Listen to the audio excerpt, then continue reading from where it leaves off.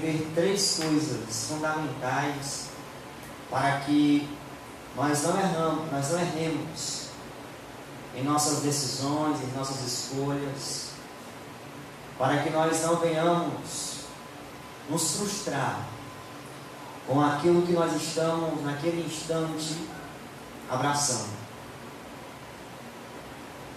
E essas três coisas é exatamente isto: o tempo de Deus, o conselho de Deus e a vontade de Deus. As três coisas que devem acompanhar todo crente em sua jornada e que devem ser para todo crente o tirateima para o seu próprio casamento. Mas antes de qualquer coisa, irmãos, eu quero dizer que o casamento é uma bênção. O casamento, como instituição de Deus em Gênesis, é uma bênção. Independentemente de que a sua escolha seja errada ou não, o casamento em si será uma bênção, porque é de Deus. Então, vamos primeiro entender que a minha decisão não torna o casamento bíblico, o casamento instituído por Deus, um mal. Porque ele em si mesmo é uma bênção, porque vem de Deus. Então, não podemos julgar um ou outro por um determinado erro que cometeu em sua vida, quer seja no tempo, quer seja no conselho, quer seja na vontade de Deus, porque independente disto, o casamento, ele sempre será uma bênção de Deus em nossas vidas e sempre será uma bênção de Deus para o homem, porque vem do céu, vem de Deus, e foi o próprio Deus que instituiu o casamento. Tá certo? Então, não existe casamento ruim, não existe casamento amaldiçoado, não existe casamento desastroso. O que existe são pessoas desastrosas, são pessoas desprovidas da graça, são pessoas que não entenderam o que significa o casamento. É isso que existe, não o casamento em si. Tá? Então, entendendo isso, a gente pode entrar no tema propriamente dito, porque a partir deste momento a gente vai poder enxergar o casamento, independentemente de qualquer coisa, como uma bênção de Deus, uma bênção que desceu do céu. Tá? Então, a primeira coisa, irmãos, que eu queria conversar com os irmãos era sobre o primeiro tópico, que é o tempo de Deus. E o interessante é que quando nós falamos de tempo, nós não falamos de qualquer tempo. Nós não falamos de um tempo qualquer na história. Nós não falamos de um tempo qualquer em nossas vidas. Quando nós falamos de tempo para o crente, nós falamos de um tempo certo para todas as coisas.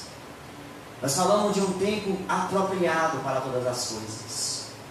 Um tempo em que se enxerga nele a ocasião correta para se decidir, para fazer, para abraçar, para ir.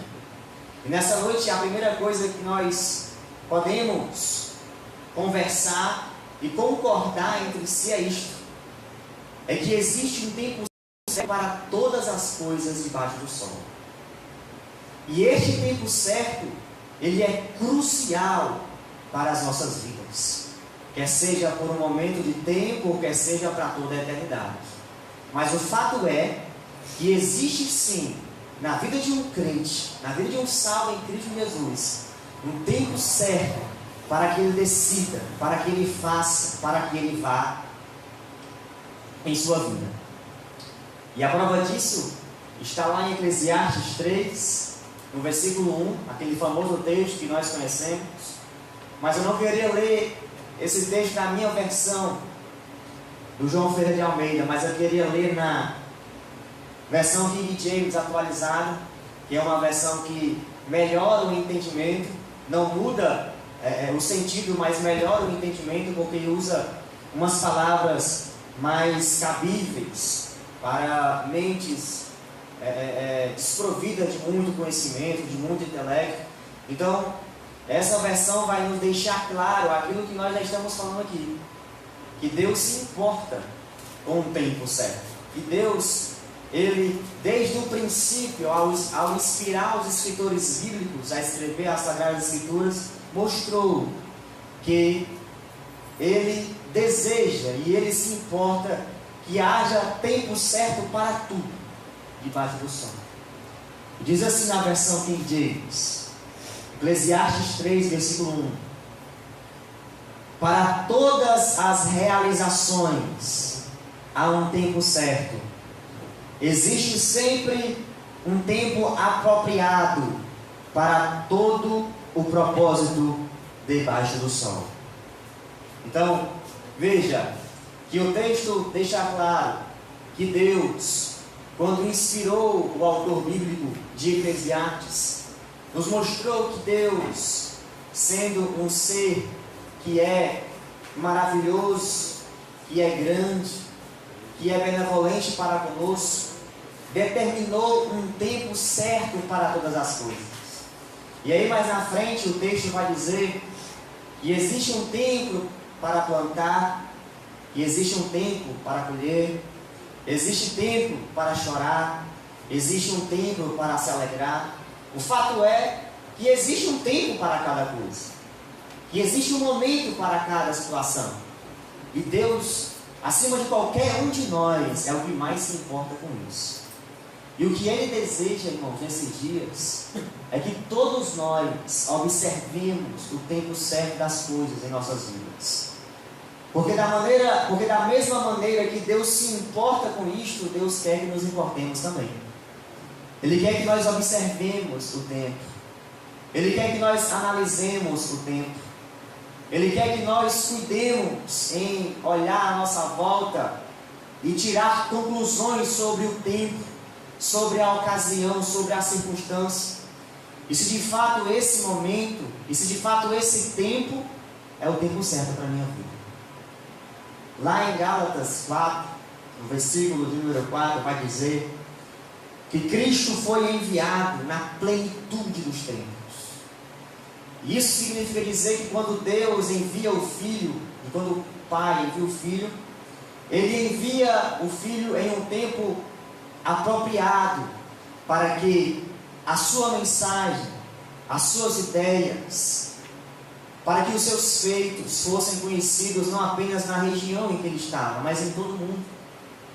Porque na época em que Jesus foi enviado ao mundo, foi uma época em que o Império Romano, o Império Grego e o povo judeu e a língua grega, que era comum na época entre todos esses povos, que era o grego koiné, foi importante para que a mensagem do Evangelho chegasse a todos de forma mais simples, de forma mais clara.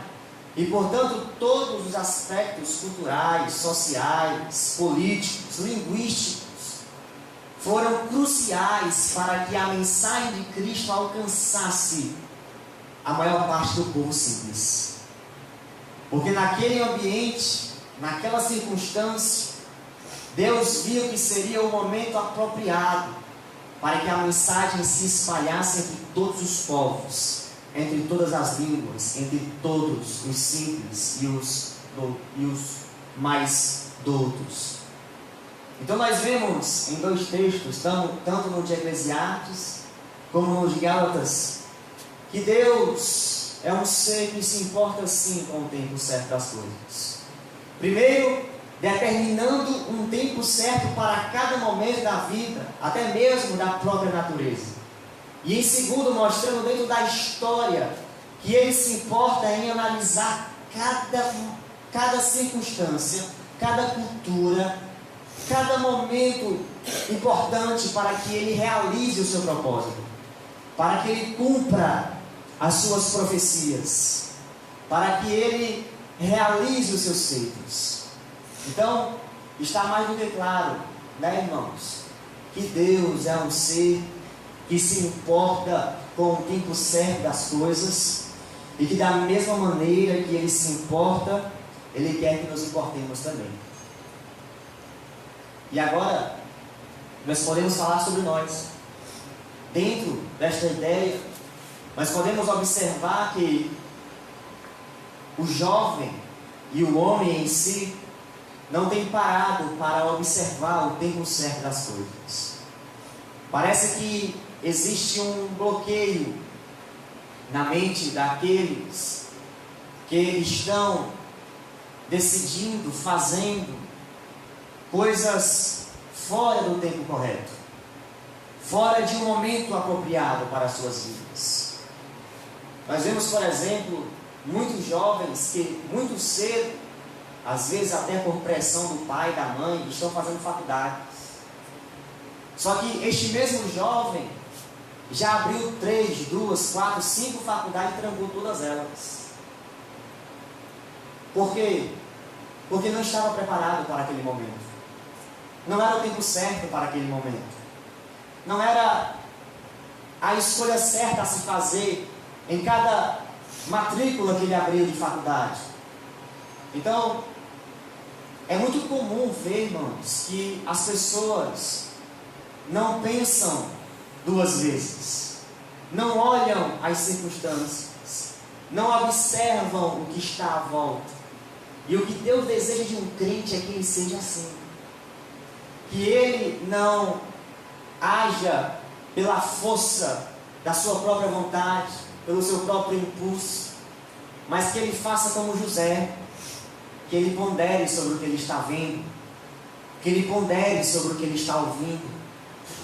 Quando chegaram para falar, ou quando ele soube a notícia de que Maria estava grávida, José, irmão, não se desesperou não. José não entrou em crise emocional não. José não desconfiou da sua esposa não. José não difamou a sua esposa. Mas a Bíblia diz que ele começou a ponderar sobre aquilo. Ele começou a pensar. Ele começou a meditar. Ele começou a refletir sobre o que estava ouvindo naquele instante. E no momento em que ele estava meditando, e no momento em que ele estava ali refletindo sobre aquilo que ele ouviu, mas como é? Mas como assim? Grávida? Eu não coabitei com ela, não tive nada com ela, e ela aparece para mim grávida. E ela vem dizer que é obra do Espírito Santo. E no instante que ele está fazendo essas ponderações, um anjo de Deus aparece para José. E ele tem do próprio anjo a palavra certa, a palavra que ele precisava ouvir, de que o que Maria falava era verdade. Então, José, em vez de se desesperar, em vez de se agoniar pelo que estava ouvindo, José começou a ponderar sobre o ocorrido. E o que nos falta, muitas vezes, é este pensamento, é esta atitude de José, de ponderar sobre o que está à nossa volta. E eu aqui, em minhas meditações, escrevi o seguinte: atropelar o tempo é perder do tempo certo grandes benefícios e, consequentemente, ganhar grandes malefícios. Quando nós não entendemos o tempo certo de Deus nas nossas vidas, para o casamento, para a faculdade, para qualquer outra coisa, pode ter certeza, meu irmão, nós teremos consequências ruins para a nossa vida. Teremos problemas para a nossa vida. Teremos situações complicadas em nossa vida. Passaremos por mais tribulações em nossa vida. Talvez, se tivéssemos observado o tempo certo da coisa, nós não teríamos passado por tanto aperreio como passamos quando não observamos o tempo certo das coisas. Então, quando nós não observamos este tempo certo, nós perdemos grandes benefícios, e consequentemente nós acarretemos alguns malefícios para a nossa vida. Nós perdemos mais tempo em coisas que nós não poderíamos ter perdido. Nós poderíamos ter evitado coisas que não foi evitado porque não observamos o tempo correto das coisas. Por isso, a importância de se analisar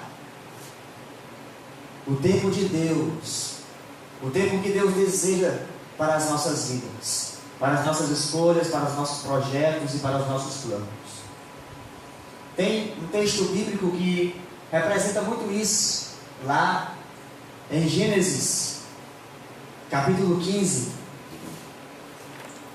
versículo de número 1 ao 4, diz assim: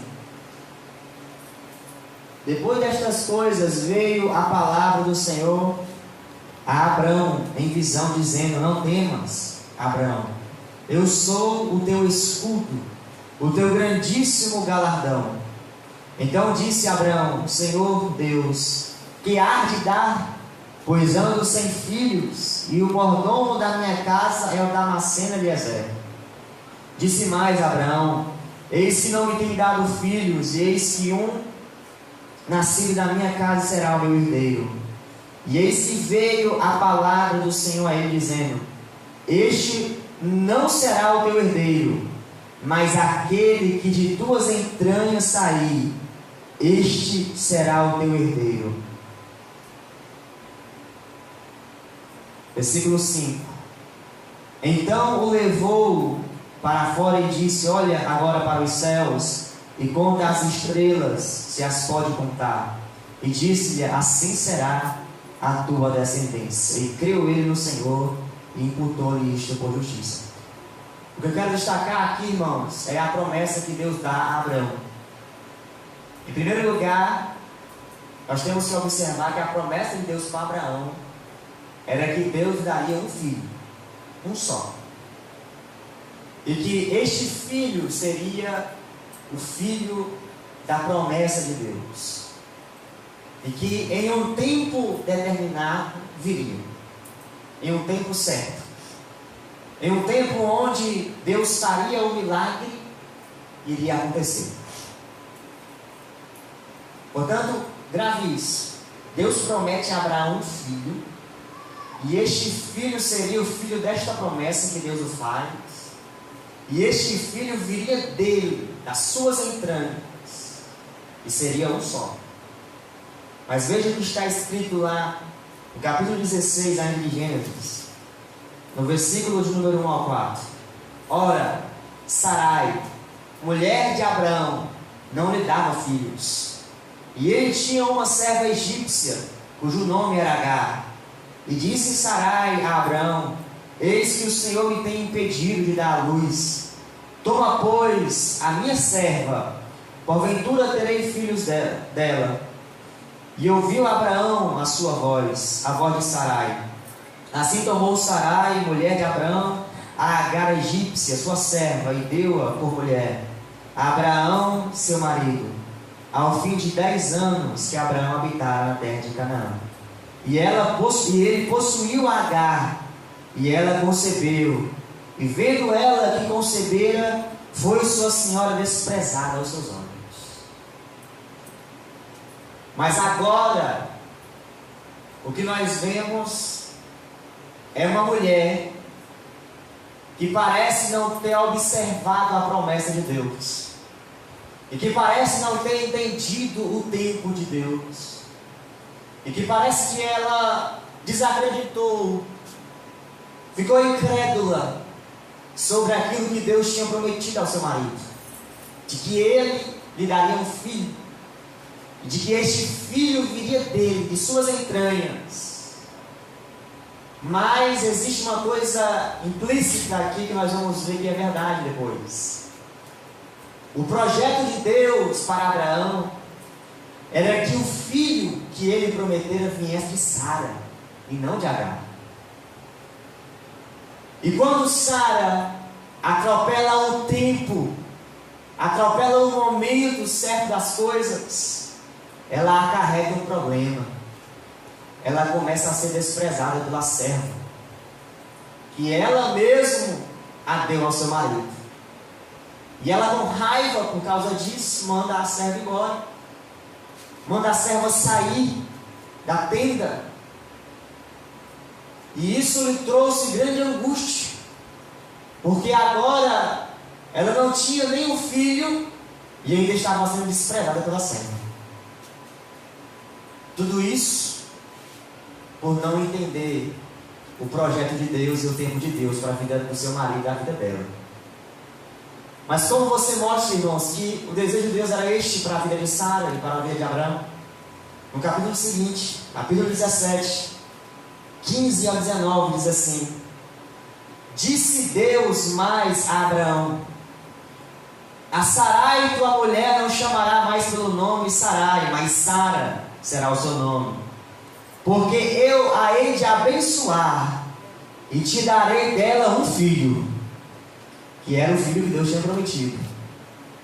E abençoarei e será a mãe das nações, rei de povos sairão dela, e não de Agar, porque esse é o desejo de Deus. Então caiu Abraão sobre o seu rosto e riu-se, e disse no seu coração: a um homem de 100 anos há de nascer um filho. Mas não já tinha nascido, irmão, com 80 e poucos anos, Ismael. Por que não com 100? Deus não pode fazer milagre. Disse no seu coração: a um homem de 100 anos há de nascer um filho, e dará à luz Sara, de idade de 90 anos. Mas tinha outro problema, não dava luz, era estéril. Além da idade, era estéril. Versículo 18: E disse Abraão a Deus: quem dera que viva Ismael diante do teu rosto. Abraão estava tão cego, irmão, sem entender nada, que para ele Ismael era aquele filho da promessa.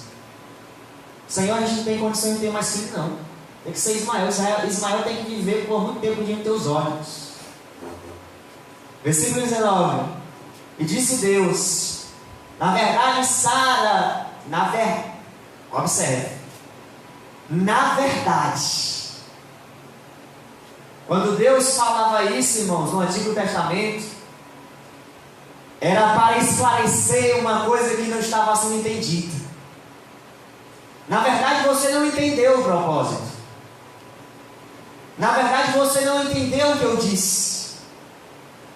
Na verdade, você não entendeu a promessa. Na verdade, você não entendeu o tempo. Aí ele continua: Sara, tua mulher, te dará um filho,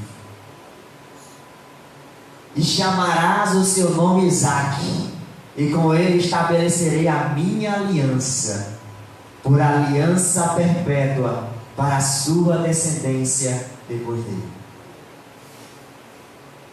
Veja, a vida de um casal poderia ter, a vida do casal Abraão e Sara poderia ter sido diferente se Sara, sua mulher, tivesse crido na promessa e tivesse entendido o tempo certo das coisas.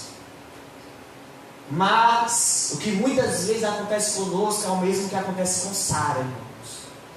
Nós estamos cegos por um desejo.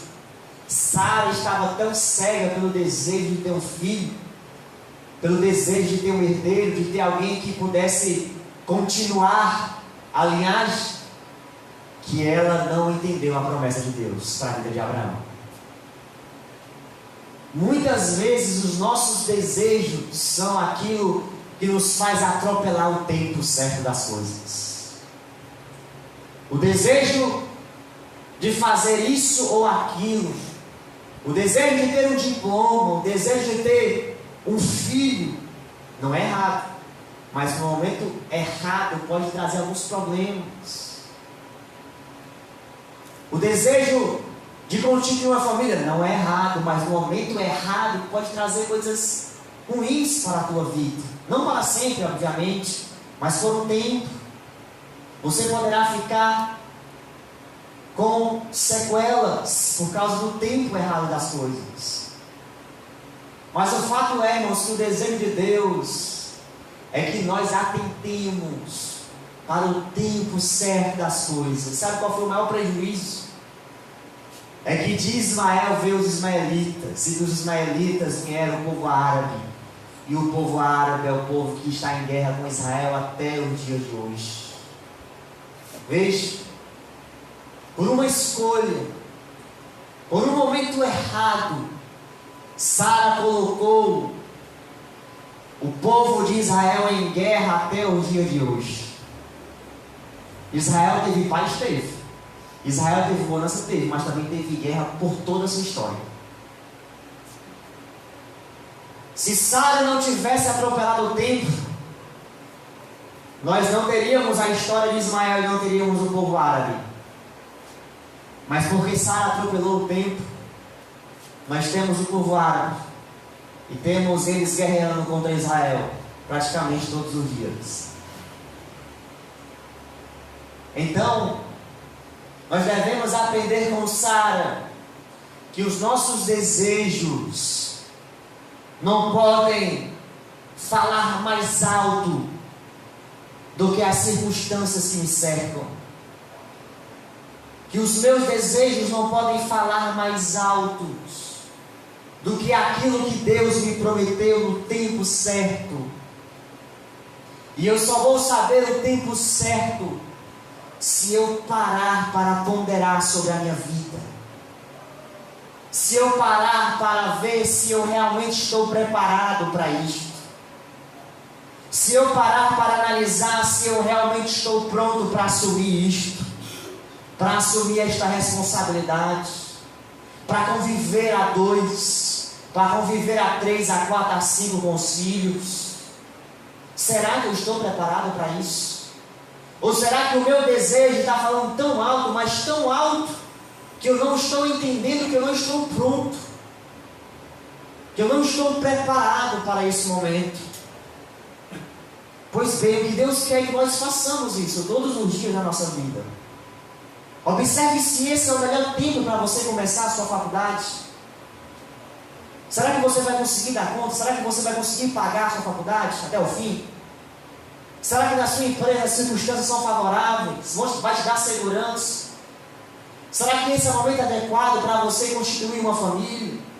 Será que esse é o momento adequado para você constituir um casamento com uma outra pessoa? Será? São essas as perguntas que devem vir ao nosso coração, irmãos, todos os dias da nossa vida. Será que eu estou maduro o suficiente para isto? Porque se tem uma coisa que nos faz vacilar, irmãos, em não entender o tempo, é a nossa imaturidade. Sara agiu de forma tão imatura que colocou em jogo toda a história de Israel. E às vezes tem jovens, irmãos, que se iludem tanto pela beleza, irmãos, que quando ele casa, ele não consegue mais enxergar beleza nenhuma. Porque no casamento ele vai enxergar aquilo que ele não conseguiu enxergar, os defeitos. Se você pensa, jovem, que pela beleza daquela mulher que você está ali observando, está a sua decisão de estar com ela, de constituir uma família com ela, um casamento com ela, eu quero te dizer, você vai cometer o maior erro da sua vida. Mas eu quero te dar um conselho. Antes de escolher alguém, veja se este alguém ama Jesus. Veja se esse alguém está disposta ou disposto, serve para o homem e para a mulher, claro. Veja se ele ou ela está disposto a obedecer a palavra. Veja se ele ou ela gosta de ler a Bíblia, porque se não gostar, meu irmão, não vai dar certo. Veja se essa pessoa gosta de orar. Veja se essa pessoa é obediente aos pais, a mãe ao pai. Veja se essa pessoa está disposta a abraçar o seu chamado. Porque se não tiver, não casa. Porque o seu chamado vai requerer dela renúncias. E se ela não estiver disposta a renunciar, não é o momento certo. Não. Se ela for muito ciumenta, não case. Não case. Sabe por quê? Porque o ciúme que ela tem no seu namoro com ela, ela vai levar para o casamento. E no casamento, isso vai trazer grandes prejuízos, porque você não vai poder sair para nenhum lugar, você não vai poder dar paixão a ninguém, você não vai poder falar com ninguém, e quando você voltar para casa, a briga é grande. E esse ciclo de confusões vão só se acumular. Porque você tem dentro de casa um homem ou uma mulher que não amadureceu o suficiente para que pudesse ter decidido casar-se, decidido criar uma família. Ah, porque você fala isso, mas diz, porque eu sou uma testemunha viva disso. Quando eu casei, eu não estava pronto para aquilo. Eu não estava preparado para aquele ambiente. Eu não estava maduro o suficiente para constituir uma família, para ter essa responsabilidade. E eu sofri, irmãos, sofri. Passei por um deserto que eu não desejo para ninguém. Dentro de mim mesmo. E eu quero dizer que o meu maior erro foi esse. Atropelei o tempo. Deixei que o desejo falasse mais alto. Ah, irmão, então você está dizendo que se arrepende? Não, estou dizendo que me arrependo. O meu arrependimento não é a minha família, não é a minha esposa. O meu arrependimento é o tempo. Não tem nada a ver com eles. Se eu tivesse esperado mais, ainda estaríamos juntos, só que estaríamos em condições financeiras melhores. Se eu tivesse esperado mais, nós estaríamos juntos, mas estaríamos talvez até na nossa casa própria. Entende o que eu estou querendo dizer? Não é uma questão da outra pessoa, é a questão do tempo da decisão, do tempo da escolha, do tempo da realização das coisas. Vigia, meu irmão. Não tenha pressa. Observe cada detalhe à sua volta. Observe cada circunstância. Analise cada gosto. Analise cada atitude. Analise cada comportamento. Porque fazendo assim você vai evitar muitas coisas. Você vai evitar muitos problemas. E o que Deus quer de todos nós é isso. Olhe para o tempo certo das coisas.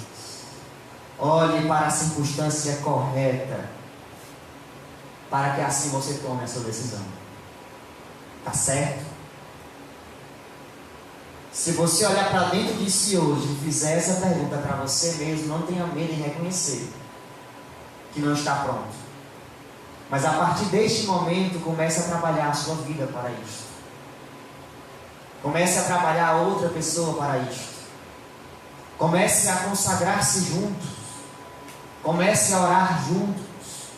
Comece a ler a Bíblia juntos. E assim haverá amadurecimento mútuo para o casamento, para a vida a dois e para a família. Amém? Então essa ideia de tempo certo é crucial, irmãos, para todo jovem e para todo homem. Todo homem e toda mulher. Tá certo? Quando nós casamos, eu e minha esposa, nós não tínhamos muitas condições financeiras. E nós costumeiramente éramos ajudados pelos irmãos, né? Os irmãos são provas disso aqui. E eu até comentei isso com a irmã Cristina uma vez. Isso me trazia grande pesar. Porque eu entendendo meu papel como homem, marido da casa, eu me envergonhava com aquilo. Porque era eu para ser o supridor. Era eu quem deveria trazer o pão para minha casa. Mas eu estava desempregado, não conseguia emprego. E aquilo me entristecia muito. Ficava cabisbaixo. Mas o tempo passou, consegui um emprego. Estou trabalhando hoje, graças a Deus, fixo. Consigo pagar minhas contas, consigo colocar o pão na minha mesa, pela graça de Jesus. Mas eu poderia ter evitado se eu tivesse escolhido o tempo certo das coisas. Entende? Então não atropele, não se desespere, não se aperreie. Apenas pense, observe, pondere, veja, analise, medite, para que você não caia no equívoco de Sara, para que você não caia no equívoco do Ezequias, de atropelar o tempo certo das coisas. Mas o outro ponto, e não menos importante, é o conselho de Deus. Esse aqui, irmãos, também é muito importante. Porque lá em Isaías capítulo 9, a Bíblia vai dizer o seguinte, Isaías 9:6, que ele seria chamado Deus forte, Pai da eternidade, Príncipe da paz e Conselheiro. A Bíblia destaca o nosso Deus como Deus conselheiro, um Deus que instrui, um Deus que guia, um Deus que mostra, um Deus que orienta. O nosso Deus, irmão, jamais nos deixará sem orientação. Jamais.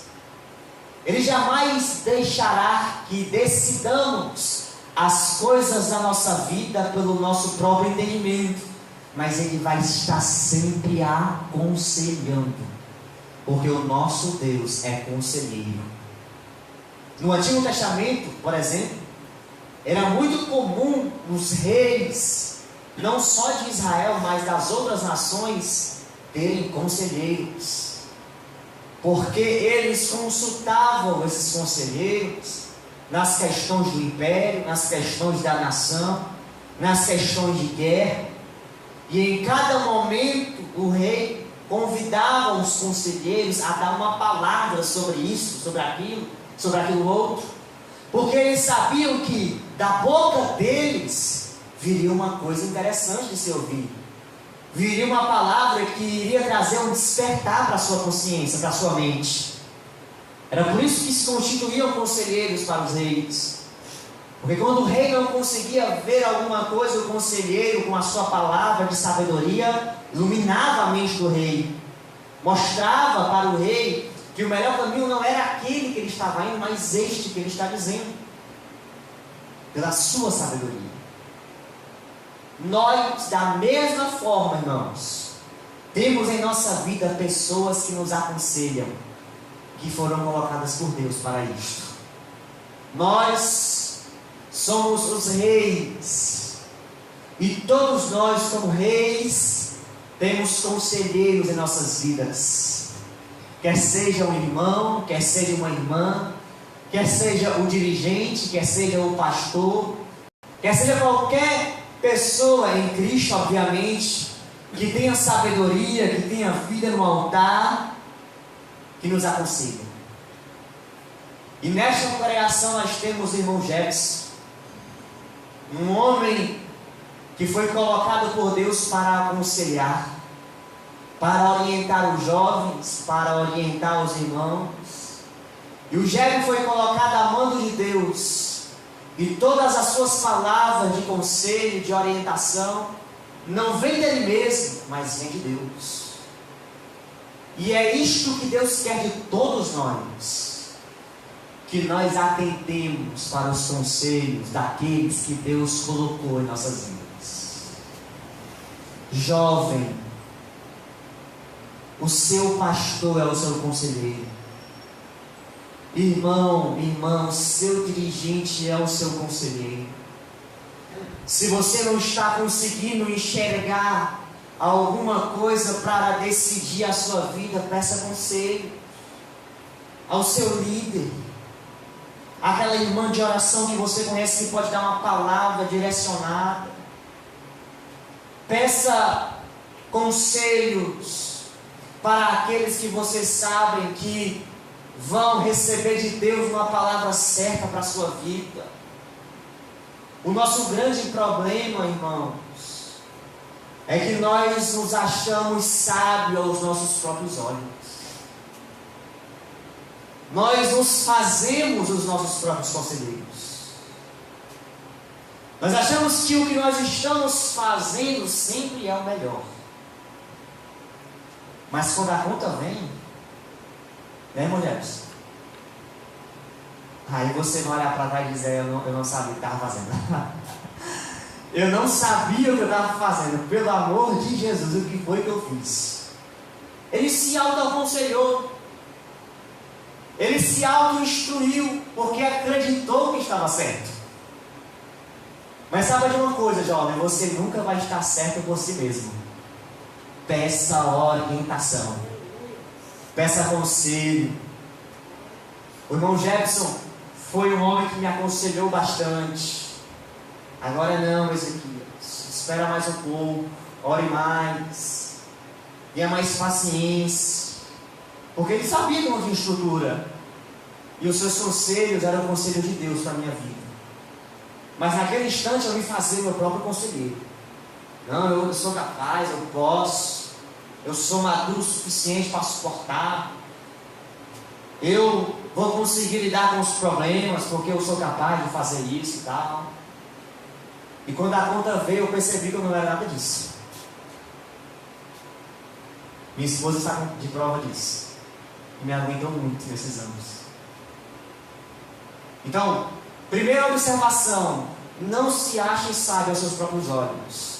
Atente com todo carinho ao conselho que o seu dirigente está lhe dando, ao seu pastor está lhe dando. Porque o que ele está falando para você, ele está falando consciente. Ele está falando não como alguém que acha que pode ser, que acha que é o certo. Ele está falando com certeza, com convicção. Ele está falando porque Deus está revelando, porque Deus está mostrando, porque Ele é o conselho de Deus para a tua vida.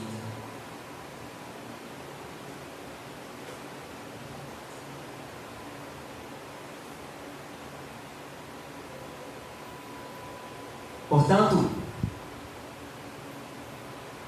os conselhos de Deus, e que Deus dá pelos seus homens e pelas suas mulheres para todos nós, eu comparo com um farol, diferente do que você já viu nesse mundo.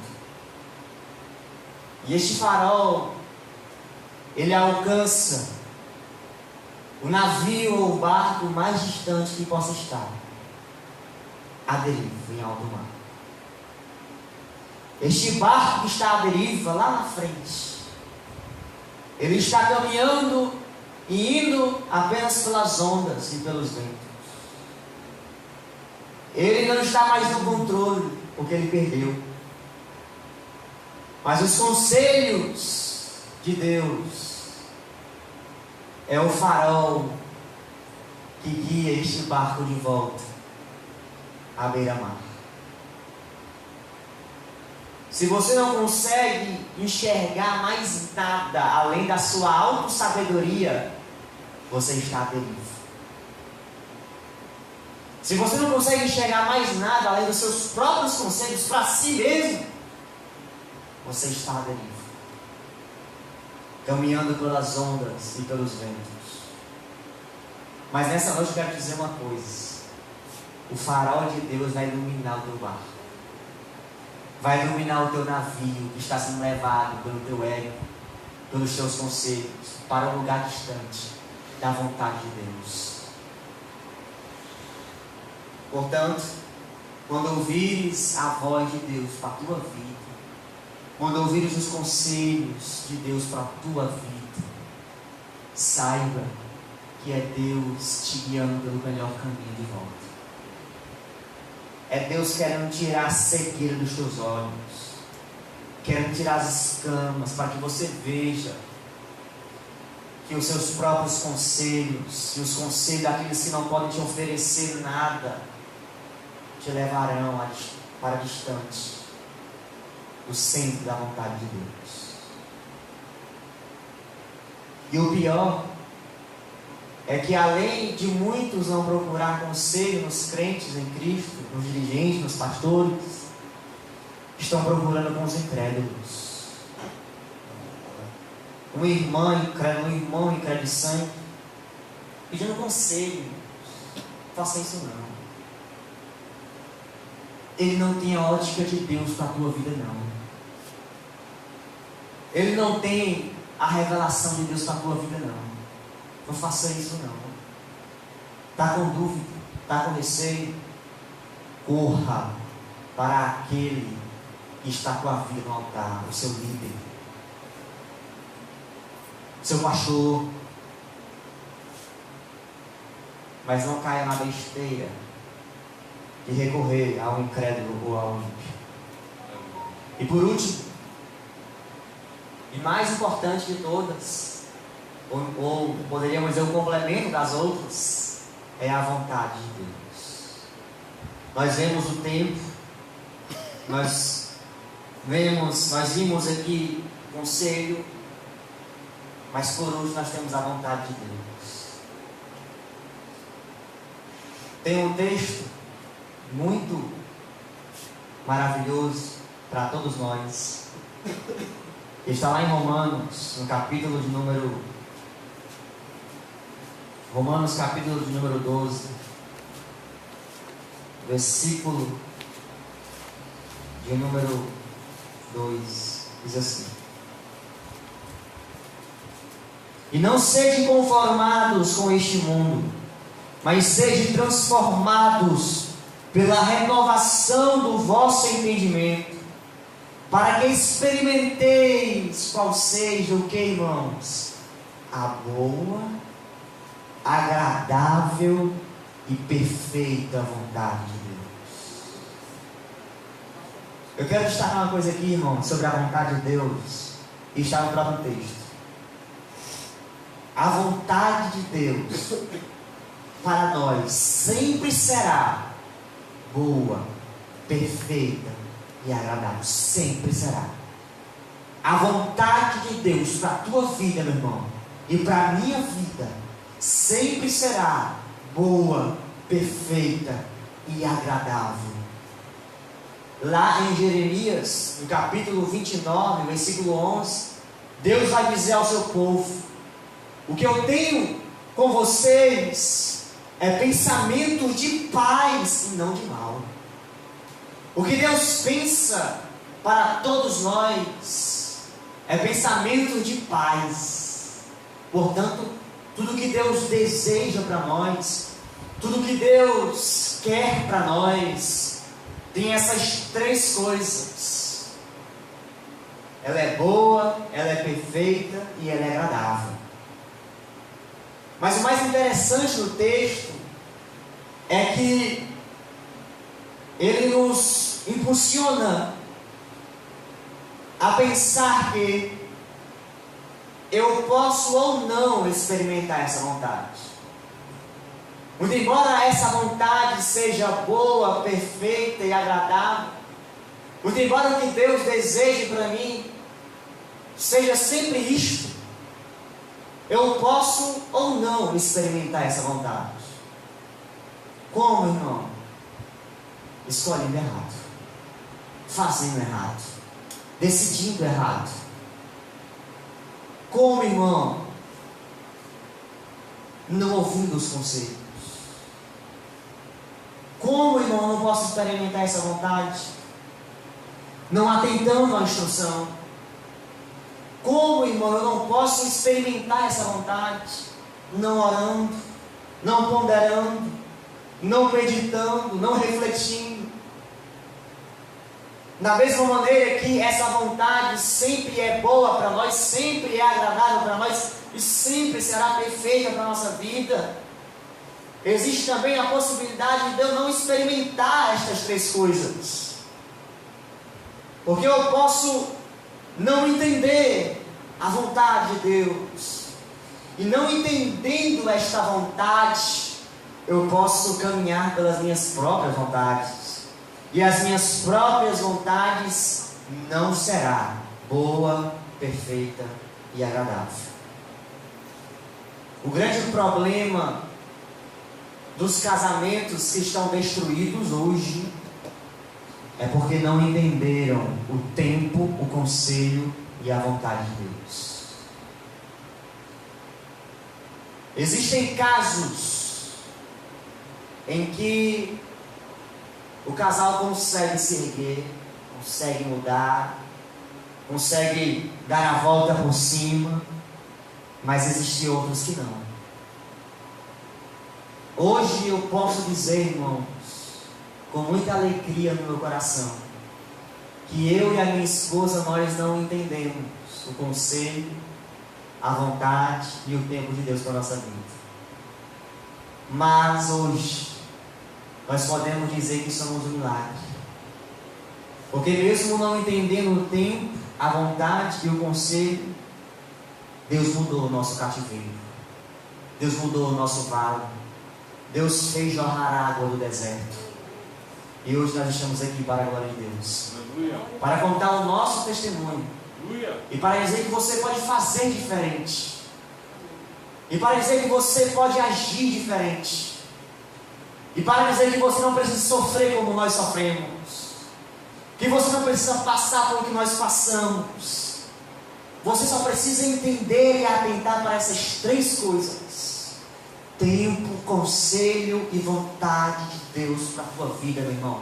Atente-se para isso, olhe para isso, se agarre com isso. E não só disso, por nada. Não se iluda pela aparência, não se iluda pelo seu próprio desejo, não se iluda pelos seus próprios conselhos, não se guie pelos conselhos dos ímpios, mas se atente nos conselhos de Deus, no conselho do seu dirigente, do seu pastor. Se atente para o tempo certo da sua vida, para as suas decisões, e olhe para a vontade de Deus dentro dessas três importantes coisas na tua vida.